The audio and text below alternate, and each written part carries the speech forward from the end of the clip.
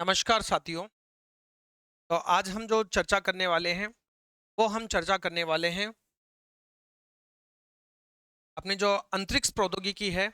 इस अंतरिक्ष प्रौद्योगिकी पर हम चर्चा करने वाले हैं। देखिए, एग्जाम में एक दो क्वेश्चन जो है वो यहाँ से आप लोगों को पूछ किया जाता है। तो अपन जो महत्वपूर्ण पोर्शन है इसका उसी के अकॉर्डिंग उसी पर हम विशेष रूप से यहाँ पर चर्चा करेंगे ताकि कम समय में ज़्यादा गुणवत्तापूर्ण हम मैटर पढ़ सके और एग्जाम में अपने क्वेश्चन सही हो सके।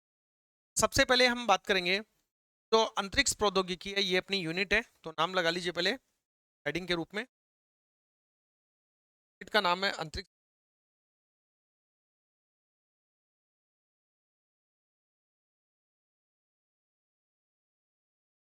अंतरिक्ष प्रौद्योगिकी। और अंतरिक्ष प्रौद्योगिकी में हम जो चर्चा करने वाले हैं वो चर्चा कर रहे हैं कहाँ से? कृत्रिम उप आर्टिफिशियल जो सैटेलाइट्स हैं यहाँ से हम बात शुरू करेंगे। तो हेडिंग लगा लीजिएगा कृत्रिम उपग्रह। कृत्रिम उपग्रह। कृत्रिम उपग्रह की हम बात करते हैं। कृत्रिम उपग्रह क्या है? देखिए, सबसे पहले हम बात करते हैं कि जो मोटो है इसका अंतरिक्ष प्रौद्योगिकी का, वो है तो मानव जाति, इस मानव जाति की सेवा में अंतरिक्ष प्रौद्योगिकी। इसका मोटो क्या है? मानव जाति की सेवा में अंतरिक्ष प्रौद्योगिकी इसका मोटो है। और जब कृत्रिम उपग्रहों की हम बात करते हैं तो उपग्रह छोड़े जाते हैं कक्षा में। इसलिए सबसे पहले हमें पता होना चाहिए कि कक्षाएं क्या होती हैं, ऑर्बिट क्या होते हैं। तो सबसे पहले हेडिंग लगाइए साथियों, कक्षा, ऑर्बिट।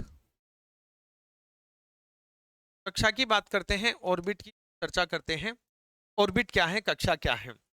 पृथ्वी की सतह से एक निश्चित ऊंचाई पर वह निर्धारित एक पथ है जिस पर कोई उपग्रह परिक्रमा करता है। कोई उपग्रह जिस पर चलता है, एक तरह से बात ध्यान रखें, उसे ऑर्बिट कहते हैं। क्या कहा मैंने? कि पृथ्वी से कुछ ऊंचाई पर, जैसे ये पृथ्वी है, ये क्या है? पृथ्वी। और इस पृथ्वी से कुछ ऊंचाई पर, जैसे कुछ ऊंचाई अपन ले लें ये वाली, ये पृथ्वी से कुछ ऊंचाई हो गई। इस ऊंचाई पर वह स्थान जिसमें कोई उपग्रह क्या करता है? परिक्रमा करता है। तो यह जो परिक्रमा पथ हो गया, यह परिक्रमा पथ ही क्या है साथियों? यही उपग्रह कहलाता है। सॉरी, यही क्या कहलाता है? ऑर्बिट कहलाता है। तो ये तो हो गया कक्षा, ऑर्बिट। और यहां पर कौन होगा? ये होगा उपग्रह।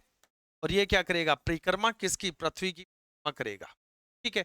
तो पृथ्वी से कुछ ऊंचाई पर, एक निश्चित ऊंचाई पर, पृथ्वी से कुछ ऊंचाई की जगह अपन बोले कि पृथ्वी से एक निश्चित ऊंचाई पर वह निर्धारित पथ जिस पर कोई उपग्रह पृथ्वी के चारों ओर क्या करता है? परिक्रमा करता है, क्या कहलाता है? ऑर्बिट कहलाती है, कक्षा कहलाती है। आप चाहें तो इस भाषा को लिख सकते हैं कि पृथ्वी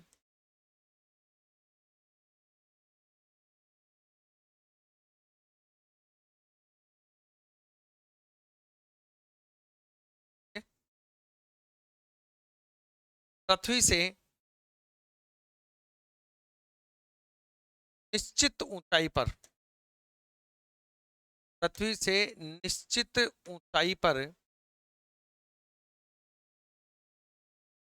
वह पथ, पृथ्वी से निश्चित ऊंचाई पर वह पथ इस पर, इस पर कोई उपग्रह, इस पर कोई उपग्रह पृथ्वी के चारों ओर, पृथ्वी के चारों ओर परिक्रमा करता है, परिक्रमा करता है, कक्षा कहलाती है, कक्षा कहलाती है, ऑर्बिट कहलाती है। ठीक है। तो पृथ्वी से निश्चित ऊंचाई पर वह पथ जिस पर कोई उपग्रह पृथ्वी के चारों ओर परिक्रमा करता है, क्या कहलाती है? कक्षा कहलाती है। ध्यान रहे, पृथ्वी जो है ये सूर्य के चारों ओर एक चक्कर लगाती है 365 दिन में। ठीक है। क्या कहा मैंने? पृथ्वी सूर्य के चारों ओर एक चक्कर पूरा करती है 365 दिन में। ठीक है। यानी एक साल में एक चक्कर पूरा होता है। ग्रहों की गति, ये जो गति हो रही है, उपग्रह ग्रह जो गति कर रहे हैं, इसकी गति का जो नियम वाले वैज्ञानिक थे उनका नाम था केपलर। ये नाम भी ध्यान रखना। यहाँ पे लिखो पृथ्वी सूर्य का एक चक्कर, पृथ्वी सूर्य का एक चक्कर 365 दिन में, 365 दिन में पूरा करती है। एक बात और ध्यान रखना, ग्रहों की गति के नियम दिए केपलर ने, ग्रहों की गति के नियम, ग्रहों की गति के नियम दिए केपलर नामक वैज्ञानिक ने। केपलर, ग्रहों की गति के नियम किसने दिए? केपलर के द्वारा दिए गए। ये बात आप नोट कर ले। कक्षा क्या हो गई? पृथ्वी से निश्चित ऊंचाई पर वह पथ, वह पथ जिस पर कोई उपग्रह पृथ्वी के चारों ओर परिक्रमा करता है वो क्या कहलाती है? कक्षा कहलाती है, ऑर्बिट कहलाती है। अब कौन कौन सी कक्षाएं उनकी यहाँ पर बात करेंगे। ऊंचाई के आधार पर ये जो कक्षाएं होती हैं ये कितने प्रकार की हैं, इन पर हम चर्चा करेंगे। ठीक है, इतना नोट कर लिया तो आगे बढ़ते हैं। तब हेडिंग लगाएंगे कि ऊंचाई के आधार पर कक्षाएं 4 प्रकार की होती। इससे ऊंचाई, पृथ्वी से ऊंचाई। ठीक है, पृथ्वी से, पृथ्वी से ऊंचाई के आधार पर, से ऊंचाई के, पृथ्वी ऊंचाई के आधार पर ये कक्षाएं, पृथ्वी से ऊंचाई के आधार पर ये कक्षाएं 4 प्रकार की, 4 प्रकार की होती हैं। पृथ्वी से ऊंचाई के आधार पर ये कक्षाएं कितने प्रकार की होती हैं? 4 प्रकार की होती हैं साथियों। कौन कौन सी होती हैं? तो एक का नाम है नियो, एक का नाम क्या है? नियो। दूसरी जो कक्षा है उसका नाम है साथियों लियो, एक का नाम है मियो, एक का नाम है एनियो, एनई। ये 4 कक्षाएं हैं। कौन कौन सी? नियो, लियो, मियो, नियो। ठीक है, लियो, नियो, लियो, मियो और नियो, ये 4 कक्षाएं हैं। और इन 4 कक्षाओं की अभी यहाँ पर हम चर्चा करने वाले तरह से कौन कौन सी कक्षा में क्या क्या उपयोग है, क्या नहीं है, उसकी हम बात करने वाले। यहाँ पर देखिए सबसे पहले ये तो हो गई हमारी पृथ्वी। कौन हो गई? पृथ्वी हो। ठीक है, ये हमारी क्या है? पृथ्वी है। अब पृथ्वी से हम बात करें कि इससे कितनी कितनी ऊंचाई पर कौन कौन सी कक्षा होंगी। ठीक है, तो एक कक्षा तो ये हो जाएगी अपनी ये वाली, एक कक्षा हो जाएगी अपनी ये वाली, एक हो जाएगी, और एक कक्षा हो जाएगी अपनी। इस तरह से ये हो गई अपनी कक्षाएं। ठीक है, ये क्या हो गई साथियों? अपनी, ये अपनी कक्षाएं हो गई। ठीक है,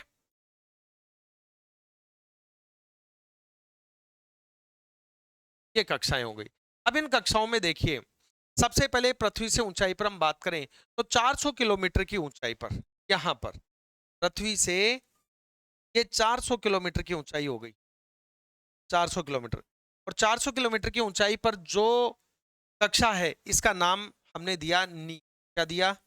एनियो, नियो दिया। क्या नाम दिया? नियो। नियर अर्थ ऑर्बिट, इसका नाम क्या हो जाएगा? Near earth orbit, near earth orbit, यानी कि भू समीप कक्षा। हिंदी में क्या कहेंगे इसको? तो कहेंगे भू समीप कक्षा, हिंदी में कहेंगे इसको भू समीप कक्षा कहेंगे। ठीक है, ये एनियो हो गई। तो एनियो पृथ्वी से 400 किलोमीटर की ऊंचाई पर होती है, और इसका उपयोग जो है वो प्रायोगिक उपग्रह छोड़ने के लिए किया जाता है। जो साउंडिंग रॉकेट वगैरह है वो इसी में छोड़े जाते हैं। तो यहां पर आप लिख लो प्रायोगिक उपग्रह। प्रयोग के लिए जो उपग्रह छोड़ते हैं वो प्रायोगिक उपग्रह छोड़ते हैं। ठीक है, यानी कि इसमें साउंडिंग रॉकेट, साउंडिंग जो रॉकेट है वो इसी कक्षा में छोड़े जाते हैं 400 किलोमीटर के अंदर अंदर। ठीक है, बात क्लियर? ओके। अब देखिए पृथ्वी से 1200 किलोमीटर की ऊंचाई पर अगली जो कक्षा है वो है एनियो। ये पृथ्वी से कितनी किलोमीटर? ये पृथ्वी से 1200 किलोमीटर। और 1200 किलोमीटर पर जो कक्षा है वो है LEO। LEO को हम कहेंगे लो अर्थ ऑर्बिट। क्या कहेंगे साथियों? लो अर्थ ऑर्बिट। क्या कहेंगे इसको? इसको लो अर्थ ऑर्बिट कहेंगे, यानी निम्न भूकक्षा इसको कहेंगे। क्या कहेंगे? निम्न भूकक्षा। निम्न कक्षा क्या कहा जाएगा इसको? निम्न भूकक्षा कहा जाएगा। तो एलियो जो है ये 1200 किलोमीटर तक है। और यहां पर एक खास बात यह है कि देखा जाए यहां पर तो 700 किलोमीटर तक इसके अंदर जो है वो सैटेलाइट छोड़े जाते हैं। कितने किलोमीटर तक? 700। पृथ्वी से 700 किलोमीटर तक, यहां लिख दो 700 किलोमीटर तक सैटेलाइट छोड़े जाते हैं। सैटेलाइट छोड़े जाते हैं 700 किलोमीटर तक। इस एलियो में 700 किलोमीटर हाइट तक जो है वो सैटेलाइट छोड़े जाते हैं, ये बात आपको ध्यान रहे। और इसके उपग्रह जो हैं वो ध्रुवीय उपग्रह होते हैं। कौन से होते हैं? ध्रुवीय उपग्रह होते हैं। पोलर सैटेलाइट इसके अंदर छोड़े जाते हैं। तो कौन से उपग्रह? ध्रुवों पर जो उपग्रह होते हैं, ध्रुवीय उपग्रह है। ध्रुवीय उपग्रह छोड़ते हैं इसमें, ठीक है। एलईओ के अंदर क्या किया जाता है? ध्रुवीय उपग्रह छोड़े जाते हैं। साथियों 20,000 किलोमीटर तक अगली जो कक्षा है वो आती है आपकी MEO। यहां से पृथ्वी सतह से 20,000 किलोमीटर तक की जो कक्षा है वो आती है आपकी MEO। और MEO का नाम हो जाएगा आपका मीडियम अर्थ ऑर्बिट। क्या हो जाएगा? Medium earth orbit. Medium earth orbit, यानी कि ये क्या हो जाएगी? मध्य भूकक्षा। हिंदी में क्या कहेंगे इसको? मध्य भूकक्षा कहेंगे। और इसके बाद जो है 36,000 किलोमीटर तक, एग्जैक्टली अगर हम देखें तो 35,786 किलोमीटर है, लेकिन हम इसको अप्रोक्स 36,000 किलोमीटर लिख देते हैं। कितने किलोमीटर तक? 36,000 किलोमीटर तक जो ऊंचाई पर कक्षा है वो है NEO। और इसका एग्जैक्टली मान होता है 35,000। कितना आता है कि 35,700 और कितना है 86, 35,786 किलोमीटर। लेकिन हम इसको अप्रोक्स 36,000 किलोमीटर इसको लिख देते हैं। तो पृथ्वी से 36,000 किलोमीटर की हाइट पर जो ऑर्बिट है साथियों वो HEO है। कौन सी है? HEO है, ठीक है। अच्छा मैंने सॉरी माफी चाहूंगा, इसको N लिख दिया, ये H है। HEO है, हाई अर्थ ऑर्बिट है। क्या है ये हो गई हाई अर्थ ऑर्बिट। तो HEO हाई अर्थ ऑर्बिट, ठीक है। ये क्या हो गई? हाई अर्थ ऑर्बिट हो गई, ठीक है। बात क्लियर? ओके। अब देखो यहां पर एक चीज ध्यान रखना, जो उपग्रह HEO में है उसका आवर्तकाल यानी टी कितना होगा? 24 घंटे में। वो पृथ्वी के चारों ओर एक चक्कर लगाएगा। कोई उपग्रह HEO के अंदर है तो HEO के अंदर से वो जब पृथ्वी के एक चक्कर पूरा करेगा तो 24 घंटे लगाएगा। जबकि MEO में है तो उसका टी यानी आवर्तकाल होगा 12 घंटे। MEO के अंदर कोई उपग्रह है, मीडियम अर्थ ऑर्बिट में कोई उपग्रह है, तो वो पृथ्वी के चारों ओर एक चक्कर पूरा करेगा 12 घंटे में। कितने में? 12 घंटे में पूरा करेगा। और LEO के अंदर है तो वो 1.5 घंटे के अंदर ही पूरा कर लेगा। कितने में कर लेगा? 1.5 घंटे में पूरा करेगा। तो LEO का जो आवर्तकाल है वो 1/1/2 हावर है, 1.5 घंटा है। 1/1/2 हावर है, 1.5 घंटा है। आपको याद रखना है प्रायोगिक उपग्रह छोड़े जाते हैं तो NEO में, आपसे पूछे ध्रुवीय उपग्रह छोड़े जाते हैं तो LEO में, और MEO और HEO जो है वो सबसे ऊपर वाली जो है वो ऑर्बिट है, कक्षाएं हैं। साथियों यहाँ पर एक चीज आप देख रहे हैं कि जैसे जैसे हाइट बढ़ती जा रही है वैसे वैसे आवर्तकाल बढ़ता जा रहा है। बढ़ेगा ही भाई, ये पृथ्वी है और पृथ्वी से आप यहाँ हो तो यहां से यहाँ चक्कर लगाने में, फिर ये देखो ये इसका क्षेत्रफल बढ़ गया, इसका बढ़ गया। तो जैसे जैसे हम हाइट पर जा रहे हैं, ऊपर वाली कक्षाओं में जा रहे हैं, वैसे वैसे क्या बढ़ता जा रहा है? आवर्तकाल बढ़ता जा रहा है। तो प्रश्न पूछ ले कि पृथ्वी से ऊंचाई बढ़ने के साथ साथ आवर्तकाल में क्या फर्क पड़ता है? तो पृथ्वी से ऊंचाई बढ़ने के साथ साथ साथ उपग्रह के आवर्तकाल जो है वो क्या होता जाता है? बढ़ता जाता है। आवर्तकाल क्या होता जाता है?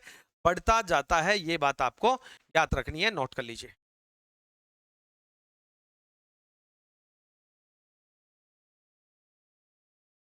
चलिए इतनी बात आपको क्लियर हो गई, तो आगे हम बात करते हैं प्रक्षेपण यान। अब देखिए जो उपग्रह है, इस उपग्रह को कक्षा में भेजने के लिए, ऑर्बिट में भेजने के लिए हमें यान चाहिए और उसे हम कहेंगे प्रक्षेपण यान। क्या कहेंगे? लॉन्चिंग व्हीकल उसको हम कहेंगे। तो प्रक्षेपण यान के बारे में जानते हैं क्या है। हेडिंग लगाएं, प्रक्षेपण प्रक्षेपण यान।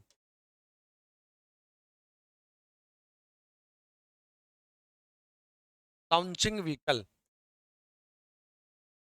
ठीक है, किसकी बात करेंगे? लॉन्चिंग व्हीकल या लॉन्च व्हीकल भी कह सकते हो आप इसको, लॉन्च व्हीकल, लॉन्च व्हीकल, प्रक्षेपण यान। देखिए साथियों, प्रक्षेपण यान की हम बात करें, प्रक्षेपण यान की हम क्या करें, बात करें यहां पर, तो प्रक्षेपण यान जो है वो क्या है क्या नहीं है के बारे में जानने उससे पहले हम एक बात कर लेते हैं कि जो स्पेस प्रोग्राम है ये कैसे डेवलप होता है। तो यहां देखिए साथियों, स्पेस प्रोग्राम जो है, ये स्पेस प्रोग्राम डेवलप होता है इस तरीके से। सबसे पहले आपको क्या होना चाहिए, स्पेस प्रोग्राम के बारे में नॉलेज, नॉलेज, ठीक है। अब नॉलेज आपको है तो उसके बाद आपको चाहिए क्या, मनी, क्या चाहिए, मनी चाहिए। इसके बाद आपको चाहिए सैटेलाइट्स, सैटेलाइट्स, सैटेलाइट्स के बाद में आपको चाहिए लॉन्च व्हीकल, क्या चाहिए, लॉन्च व्हीकल।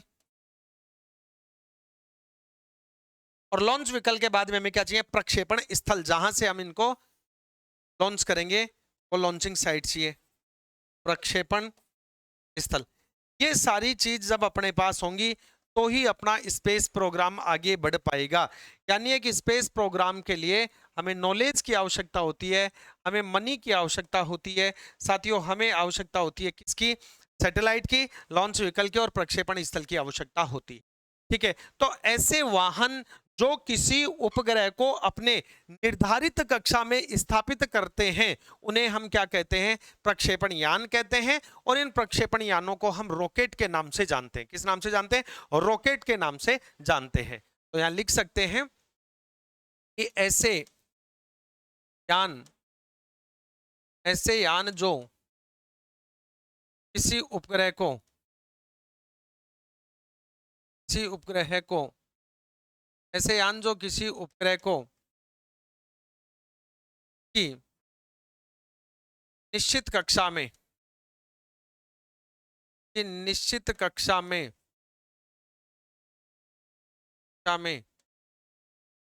स्थापित करते हैं, निश्चित कक्षा में स्थापित करते हैं,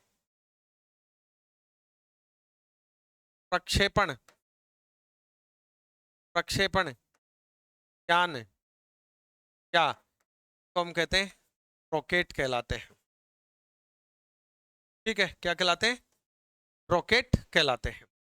ठीक है, सभी रॉकेट जो है, सभी प्रक्षेपण यान जो है साथियों, ये न्यूटन की गति के तीसरे नियम पर आधारित है, क्रिया प्रतिक्रिया के नियम पर आधारित है, ये बात भी आपको पता होनी चाहिए। देखो सभी रॉकेट, सभी प्रक्षेपण यान, सभी प्रक्षेपण यान पब्लिक रॉकेट न्यूटन की, न्यूटन की, न्यूटन की गति के, गति के तीसरे नियम पर आधारित, तीसरे नियम पर आधारित, या कह दो न्यूटन की गति के तीसरे नियम के अनुसार कार्य करते हैं, न्यूटन की गति के तीसरे नियम पर आधारित होते हैं। और तीसरा नियम क्या है न्यूटन का, अगला, वो है क्रिया प्रतिक्रिया का नियम, क्या, प्रतिक्रिया का नियम। बंदूक से गोली छोड़ी, गोली आगे निकली, धक्का पीछे लगा ना, ये क्रिया प्रतिक्रिया का नियम है। प्रक्षेपण यान रॉकेट होते हैं। अब रॉकेट जो होते हैं इनकी संरचना और कार्य प्रणाली क्या होती है, इसके बारे में भी हम थोड़ी सी चर्चा यहाँ पर कर लेते हैं। पहले को नोट कर लीजिए, फिर हम रॉकेट की संरचना एवं कार्य प्रणाली जो है इस पर हम चर्चा करेंगे।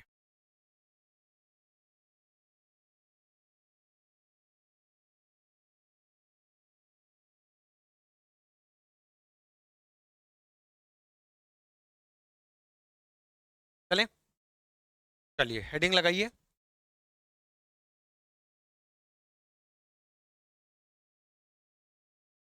रॉकेट की संरचना एवं कार्य प्रणाली। रॉकेट की संरचना एवं कार्य प्रणाली। रॉकेट की संरचना एवं कार्य प्रणाली।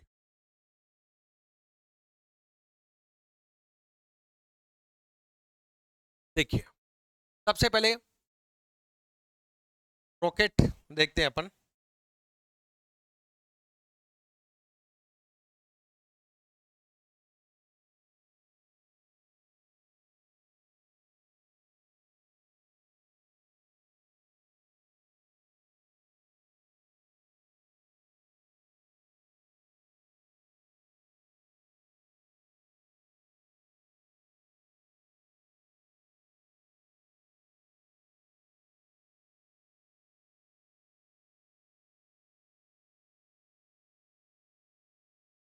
फर्स्ट, सेकेंड, थर्ड और चैम्बर, और ये जो है आपका सैटेलाइट कैप जिसको कहते हैं। सबसे ऊपर वाला भाग ये तो है कैप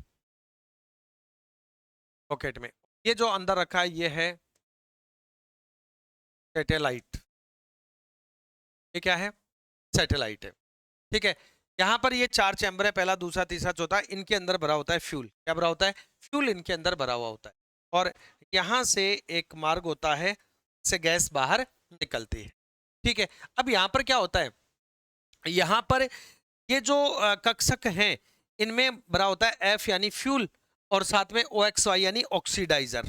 ठीक है, यानी यहाँ पर ये ध्यान रखना, एफ का मतलब फ्यूल है और ऑक्सी का मतलब ऑक्सीडाइजर है। ऑक्सीडाइजर है, ये ध्यान रखना। ठीक है, तो इस चैम्बर में फ्यूल और ऑक्सीडाइजर होता है। ठीक है, यहां पर क्या होता है, ये जो चैम्बर है इसको हम कहते हैं दहन कक्ष। क्या कहते हैं? दहन कक्ष कहते हैं। दहन कक्ष इसलिए कहते हैं क्योंकि फ्यूल जो होता है, ईंधन जो होता है, उसका ऑक्सीडाइजर की उपस्थिति में या ऑक्सीडेशन होता है, वो जलता है। ठीक है, इस दहन कक्ष में लगी हुई होती है साथियों एक मोटर। क्या लगी होती है? एक मोटर लगी होती है। ये मोटर क्या करती है? ये मोटर रोटरी पंप जो है उस सिद्धांत पर कार्य करती है। मोटर में एक रोटरी पंप लगा होता है, घूर्णन पंप लगा होता है। क्या लगा होता है? घूर्णन पंप जो है वो इसमें लगा होता है। तो ये क्या करती है, दहन चैम्बर के अंदर फ्यूल और ऑक्सीडाइजर को फेंकने का काम करती है। जैसे यहाँ ऑक्सीडाइजर फ्यूल का ऑक्सीडेशन होता है तो यहाँ तेज गति से निकलती है गैस। कौन निकलती है? गैस जो है वो पीछे की ओर निकलती है। और जब गैस पीछे की ओर निकलती है तो यहां पर क्या होता है, एक अपथ्रस्ट फोर्स कार्य करता है, प्रणोद बल लगता है। क्या लगता है? प्रणोद बल यहां पर लगता है, अपथ्रस्ट फोर्स यहां पर लगता है। अपथ्रस्ट फोर्स यहां पर एक क्या करता है, अपथ्रस्ट फोर्स लगता है कि जैसे ही ईंधन जलेगा, ऑक्सीडाइजेशन होगा ईंधन का ऑक्सीडाइजर की उपस्थिति में, और गैस तीव्र गति से पीछे की ओर निकलेगी, तो एक अपथ्रस्ट फोर्स कार्य करेगा। ये अपथ्रस्ट फोर्स क्या करेगा, इस रॉकेट को ऊपर उठाने के लिए आवश्यक बल होता है। तो लिखो, यह रॉकेट को यह रॉकेट को ऊपर उठाने के लिए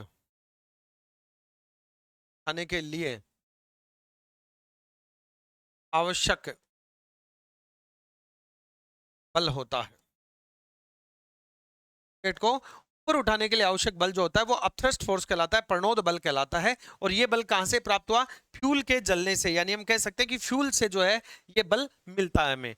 ठीक है, तो यहां लिख सकते हो प्रणोद बल किससे प्राप्त होता है? तो प्रणोद बल जो है वो फ्यूल से प्राप्त होता है, ईंधन से प्राप्त होता है। क्योंकि जैसे ही फ्यूल जलता है तो तीव्र गति से वायु गैस गैस जो है वो बाहर निकलती है, और यहाँ क्रिया बल लगता है। गैस के कारण कौन सा बल लगता है? क्रिया बल लगता है। और जैसे ही क्रिया बल लगेगा तो यहाँ पर प्रतिक्रिया बल लगेगा और रॉकेट जो है वो ऊपर की ओर जाएगा। रॉकेट क्या होगा? ऊपर की ओर जाएगा। तो ये क्रिया बल लगेगा, तो यहाँ पर क्या लग गया? प्रणोद प्रतिक्रिया बल। प्रतिक्रिया बल, और प्रतिक्रिया बल का नाम क्या है? फर्स्ट फोर्स है, प्रणोद बल है। क्या है? प्रणोद बल है, ध्यान रखें। ठीक है, तो ये हो गई इसकी रॉकेट की संरचना एवं कार्य प्रणाली। रॉकेट की संरचना क्या है और इसकी कार्य प्रणाली क्या है? तो रॉकेट जो है इसके अंदर क्या होता है, दहन चैम्बर होते हैं, ऊपर ऊपर वाला भाग कैप होता है जिसमें सैटेलाइट रखा होता है। जैसे ही दहन कक्ष जो होते हैं उसमें मोटर लगी होती है, तो ये जो एक है इस पहले चैम्बर का ईंधन आता है, फिर दूसरे, तीसरे, चौथे, इस तरह से जो है वो अलग अलग जो ये चैम्बर है इनके जो दहन कक्ष हैं इनके ईंधन जो है वो काम में आते रहते हैं, और जैसे ही ईंधन का दहन होता है तो गैस निकलती है बाहर, जिससे क्रिया बल लगता है, जिसके फलस्वरूप एक अपथ्रस्ट फोर्स उत्पन्न होता है, प्रतिक्रिया बल उत्पन्न होता है, जो कि रॉकेट को ऊपर उठाने का क्या करता है साथियों, कार्य करता है। नोट कर लीजिए,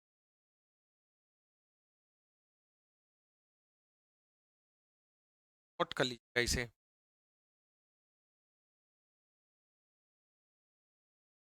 अब देखो, भारत में हम सैटेलाइट सीरीज की बात करें, भारत में हम सैटेलाइट सीरीज की बात करें, पहले ये नोट कर लो।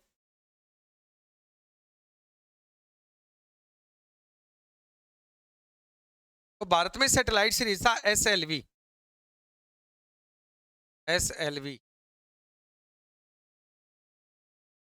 भारत की पहली सैटेलाइट सीरीज रोहिणी थी, ये ध्यान रखना।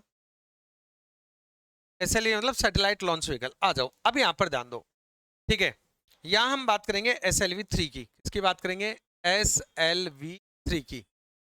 SLV का पहले तो पूरा नाम जानो क्या है, satellite, satellite launch vehicle, satellite launch vehicle third, ठीक है। प्रथम सीरीज कौन थी, तो ध्यान रखना लॉन्च व्हीकल की प्रथम सीरीज थी Rohini series, Rohini series, Rohini series क्या थी, प्रथम सीरीज थी सैटेलाइट लॉन्चिंग व्हीकल की, प्रथम रोहिणी सीरीज, प्रथम सीरीज, ठीक है। लॉन्च व्हीकल की पहली सीरीज कौन सी थी भारत में, वो रोहिणी सीरीज। ये SLV-3 जो है, सैटेलाइट लॉन्च व्हीकल 3 जो है, इसमें देखिए क्या क्या मामला, इसमें कौन सा रॉकेट उपयोग लिया, ग्रह कौन सा लिया, कब लिया और परिणाम क्या रहे। तो इस सैटेलाइट लॉन्च व्हीकल की हम बात करें तो सैटेलाइट लॉन्च व्हीकल में हम चार सैटेलाइट लॉन्च व्हीकल देखेंगे, जिसमें एक सैटेलाइट लॉन्च व्हीकल 3E1, ठीक है, दूसरा था सैटेलाइट लॉन्च व्हीकल E2, और तीसरा था सैटेलाइट लॉन्च व्हीकल 3D1 और सैटेलाइट लॉन्च व्हीकल 3D2। ये दो थे, चार थे। कौन कौन से, थोड़ा याद करने की कोशिश करना इनको। देखो, सैटेलाइट लॉन्च व्हीकल में एक तो कौन सा था, SLV, satellite launch vehicle 3E1 experiment था ये। Satellite launch vehicle 3rd experiment 2, satellite launch vehicle 3D1 यानी कि development phase, satellite launch vehicle 3D2 यानी कि डेवलपिंग फेज थी ये, ठीक है। ये चार सैटेलाइट लॉन्च व्हीकल जो है वो हमने छोड़े हैं, जिनके अंदर हमने क्या क्या किया है, कौन कौन से जो है वो रॉकेट काम मिले। तो ये तो रॉकेट हो गए, ये तो सारे क्या हो गए, ये तो हो गए रॉकेट, ये तो रॉकेट हो गए SLV-3, E1, E2, 1D2। इनमें कौन कौन से उपग्रह छोड़े वो देखो, तो इनके साथ जो उपग्रह भेजे गए वो कौन से थे। देखो, satellite launch vehicle 3rd E1 से जो उपग्रह छोड़ा गया वो RTP छोड़ा गया, रोहिणी टेक्नोलॉजी, जो पेलोड था उसको छोड़ा गया, रोहिणी टेक्नोलॉजी पेलोड RTP को छोड़ा गया। SLV 3rd E2 से जो रॉकेट जो उपग्रह छोड़ा गया वो रोहिणी सीरीज फर्स्ट था, RS1 था।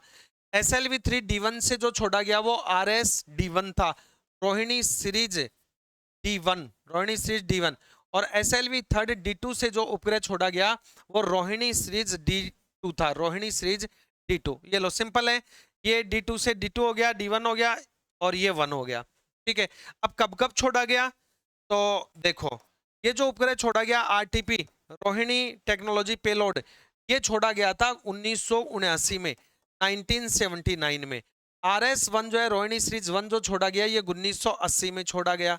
साथियों, उपग्रह जो RSD1 है ये कब छोड़ा गया था, तो ये 1981 में छोड़ा गया था, 1981 में। और ये छोड़ा गया था 1983 में, 1983 के अंदर ये छोड़ा गया था। परिणाम क्या रहे इनके, तो परिणाम अगर हम इनके देखें तो इनके परिणाम रहे, तो ये तो रहा क्या, असफल। पहला क्या रहा, असफल रहा। दूसरा क्या रहा, ये उपग्रह सफल रहा। तीसरा क्या रहा, ये भी सफल रहा। चौथा क्या रहा, ये भी सफल रहा। तो पहला असफल था, बाकी सारे उपग्रह सफलतापूर्वक लॉन्च कर दिए गए थे। तो ये SLV-3 की जो है वो पूरी गाथा है, ठीक है। और यहाँ पर आप एक चीज और ध्यान रखना कि भारत की धरती से स्वदेशी तकनीक व स्वदेशी प्रक्षेपण केंद्र से प्रक्षेपित पहला उपग्रह कौन था? आरटीपी था, रोहिणी टेक्नोलॉजी पेलोड था। ये इंपॉर्टेंट है, ठीक है, ये लिखवा दूंगा अभी आपको नोट लगा के। और पहला सफल उपग्रह वो RS-1 था। तो पहला ये छोड़ा गया, लेकिन पहला सफल RS-1 था। अंडरस्टूड बात है। तो आप चाहें तो यहां लिख लो, नोट लगा के लिख लो, आरटीपी भारत की धरा से एवं स्वदेशी तकनीक से छोड़ा गया प्रथम उपग्रह था। प्रथम उपग्रह था। आपसे कहे कि भारत की धरा से स्वदेशी तकनीक और व स्वदेशी तकनीक व स्वदेशी स्वदेशी प्रक्षेपण केंद्र, स्वदेशी प्रक्षेपण केंद्र से छोड़ा गया पहला उपग्रह कौन था? आरटीपी, रोहिणी टेक्नोलॉजी पेलोड, ठीक है। और दूसरा यहीं पर आपको केवल क्या कहते हैं? प्रथम सफल उपग्रह। यहां एक सफल शब्द और जोड़ दे तो RS-1 हो जाएगा। कौन हो जाएगा? रोहिणी सीरीज प्रथम। यह है, बाकी सारी बात वही रहेंगी, लिख दो। यह भारत की धरा से, भारत की धरा से एवं स्वदेशी, भारत की धरती से एवं स्वदेशी तकनीक व स्वदेशी तकनीक व स्वदेशी प्रक्षेपण, स्वदेशी प्रक्षेपण केंद्र से, स्वदेशी प्रक्षेपण केंद्र से छोड़ा गया प्रथम सफल उपग्रह था। ठीक है, ये दो बातें आप याद रख लेना यहां पर नॉर्मल। चलिए नेक्स्ट सेशन में हम PSLV के संस्करण के बारे में बात करेंगे। PSLV, CAV, SV और XLV क्या है, इनके बारे में बात करेंगे। क्रायोजेनिक टेक्निक क्या है, इसके बारे में बात करेंगे साथियों। के बाद हम इसरो के बारे में बात करेंगे। फिर हम दुनिया के प्रमुख जो नौवहन उपग्रह तंत्र हैं उनके बारे में हम बात करेंगे। GPS वगैरह के बारे में बात करेंगे। भारत के जो नेविगेशन सिस्टम्स हैं के बारे में हम चर्चा करेंगे। फिर चंद्रयान फर्स्ट के बारे में बात करेंगे, चंद्रयान सेकंड के बारे में, चंद्रयान थर्ड के बारे में आगे हम बात करेंगे। फर्स्ट सेकंड के बारे में अपन यहाँ पर चर्चा करेंगे, थर्ड की बात आगे करेंगे, करंट में बात करेंगे उसकी। फिर मंगलयान की बात करेंगे, आदित्य L1 तो उसकी बात करेंगे, लैंग्राज बिंदु की बात करेंगे, इसरो की बात करेंगे, चेयरमैन कौन कौन कब कब रहे हैं उनकी बात करेंगे। ठीक है, इतना पोर्शन अपना होने के बाद ये अपना जो यूनिट है ये आपका कंप्लीट हो जाएगा। तो लगभग मान के चलिए 2 क्लास और होंगी, 2 या 3 क्लास, जिसके अंदर अपना ये पूरा होगा। लेकिन मैं आपको वही चीजें बता रहा हूं जो आपके प्री एग्जाम में काम में आने वाली। जितना समय और उतने समय में जो आपको सटीक पढ़ना चाहिए, मैं उन्हीं बिंदुओं पर आप लोगों का ध्यान जो है आकर्षण कर रहा हूं साथियों। कोई भी आपको तरह से मैं एक्स्ट्रा नहीं पढ़ा रहा हूं कि आपके पास समय कम है और मैं बहुत ज्यादा पढ़ा दूं। वो मेंस की बात होगी, जब मेंस में लिखने के अकॉर्डिंग तो वहां अपन और अलग तरीके को पढ़ेंगे। ठीक है, तो चलिए मिलते हैं कल अगले सेशन में। धन्यवाद।